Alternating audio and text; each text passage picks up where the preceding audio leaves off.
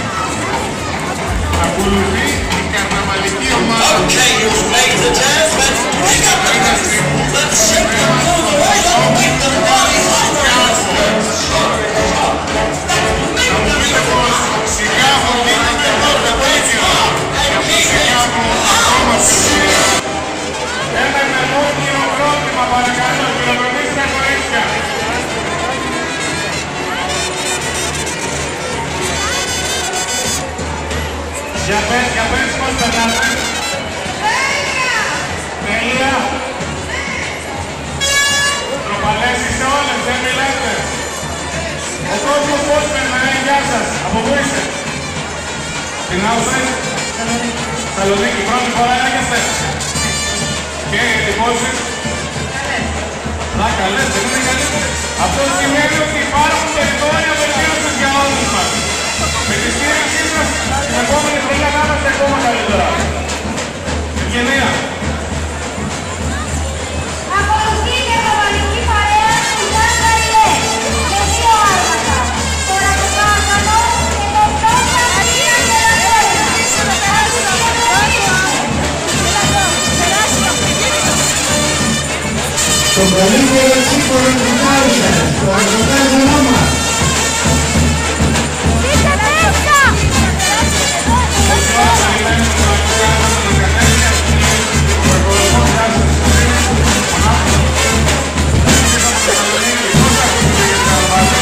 Δοκιμάστε το τσίπουρό μας.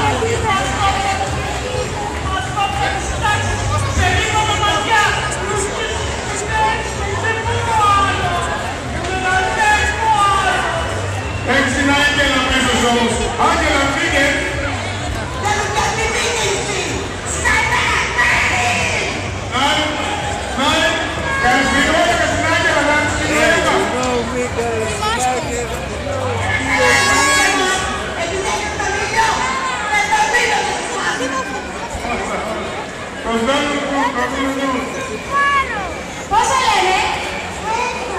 Τι είσαι την Αγγέλα? Καταρχήν είσαι πανέμορφη. Και έπειτα σ' αρέσει να χορεύεις. Σ' αρέσει εδώ το καρναβάλι μας. Μπράβο. Έχει περισσέψει ένας συνταξιούχος. Δεν θα μιλάω, ένας συνταξιούχος έχει περισσέψει εδώ πίσω.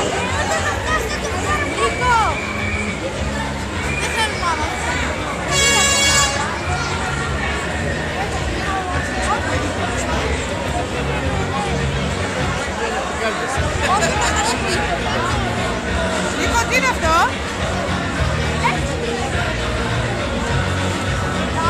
Σουζούκι? Λοιπόν, μουσική.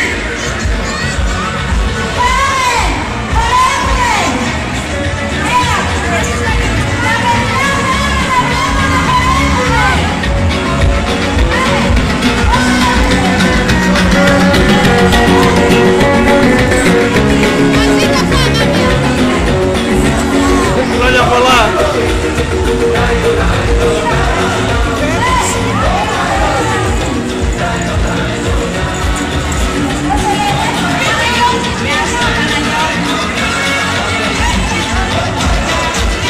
Ευγενία, πολύ χορό ρίχνεις, πολύ χορό. Τι να κάνω, τι να κάνω. Το επόμενο άρμα.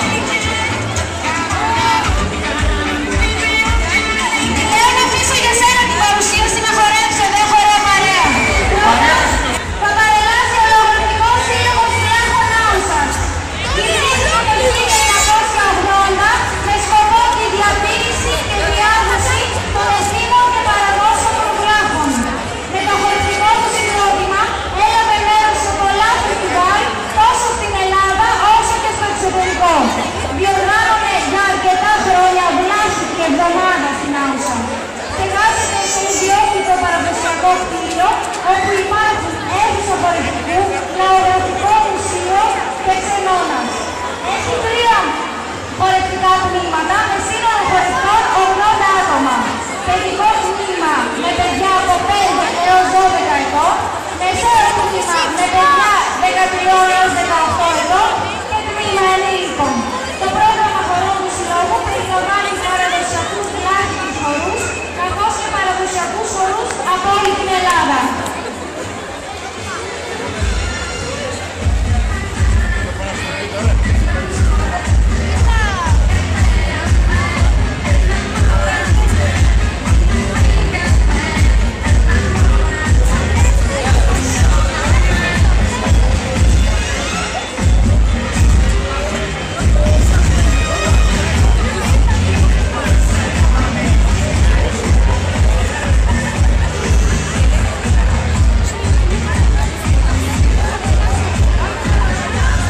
Παναγιώτη, να μίλησε λίγο τη μουσική, ένα μικρό μπέρδεμα, συμβαίνουν αυτά. Λοιπόν, το Λύκειο Ελληνίδων Άουσας είναι αυτό που παρελάβει τώρα. Ιδρύθηκε το 1966 από το Μεράκι Γυναικών της Άουσας για τη διαφύλαξη της λαϊκής μας κληρονομιάς. Έχει πλούσια πολιτιστική δραστηριότητα με τον κόσμο. Έχει διακριθεί με επένδυση και πρωτιές και γραφεία τόσο στον ελλαδικό χώρο όσο και στο εξωτερικό, λαμβάνοντας μέρος σε διεθνή πολιτιστικά φεστιβάλ. Εδώ και 2 χρόνια απέκτησε στέλνη στο διατηρηταίο κτίριο Βιλονάρου. Στους κόρπους του, 300 και πλέον παιδιά από 5 ετών και πάνω μαθαίνουν να διατηρούν την παράδοση με ύβρι, έτοιμα, χορούς και τραγούδια της πατρίδας. Σήμερα, το Λύκειο Ελληνίδων Άουσας διαθέτει στην μνηματιοθήκη του 500 χωρισιές από όλα τα διαμερίσματα της Ελλάδας.